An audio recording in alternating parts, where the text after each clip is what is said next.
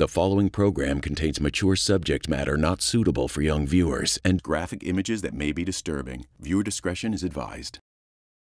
A family from Newport News, Virginia got a horrifying call after leaving their family dog at a kennel for the weekend.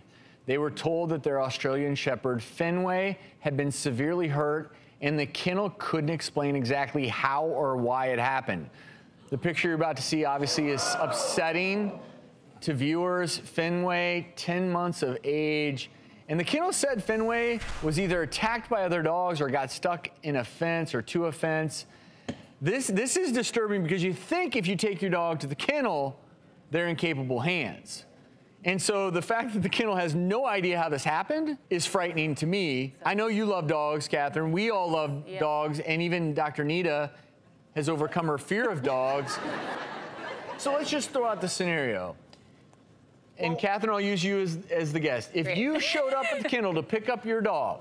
No, it would not be pretty. And that's what your dog looked like. Wow. Well, that's poor devastating. Travis, you know, this is like apparently $10,000 worth of medical bills. It was pretty bleak, and most of us view our dogs as like children. Well, I suppose it's like all things in life. You have great hospitals, less than great hospitals. You have great kennels, less than great kennels. I know that with my dog, Nala, who was lucky enough to live 17 years, I was blessed to never have to kennel her because all my friends and family, you're leaving town? We'll take her, we'll take her. But a lot of people, you have to put your dog in a kennel if you're going out of town.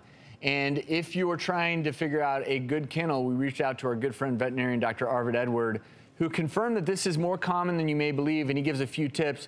And I like this first one. Actually, go in, check out the facility beforehand. Super important. You would do the same for your child. I mean, as you said, so many of us think of our pets as our children, and it's so important to be able to know exactly who's taking care of them, where they're gonna stay while you're gone, to make sure. I mean, I remember the first time that I left my dog, Maverick, and I went out of town with my family, and it was the most traumatizing thing for me because I was checking on him constantly, and I have such an amazing place to keep him with his dog walker, but it was, you think of it as your kid, and you're like, you know, is this the right place? Is this a good place to go? Am I being a responsible dog owner or parent? So it's very stressful. So it's like leaving your baby. Wow.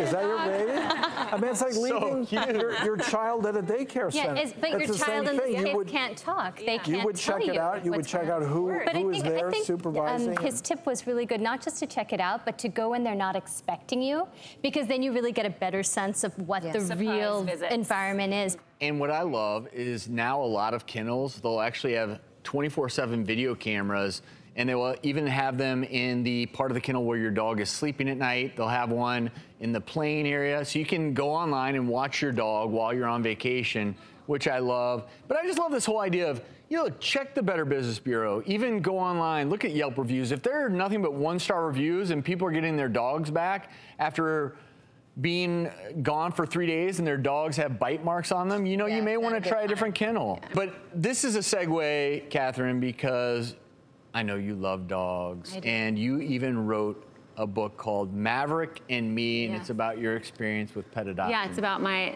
there it is, about my little dog that you guys just saw. He's a rescue dog that I adopted 3.5 years ago, and I got him when he was 2 weeks old and found under the freeway. And it's just been such an incredible experience for me. And I wrote the children's book because I saw how my little cousins reacted to meeting Maverick and hearing that he was found under the freeway and that he was really sick as a puppy and that he's this survivor, and they call him like a tiger magical dog. And I just saw their because he looks like a little tiger. I saw their reaction, and I just thought that it was such an important thing to teach kids about the option of animal rescue, so when the time comes for them to get their first pet, that they might choose to adopt one. I love that message. Great.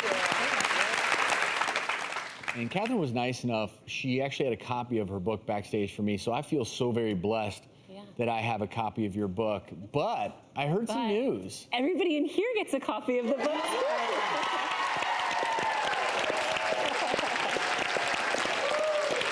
Catherine, keep up the great work. Thank you so much for being with us.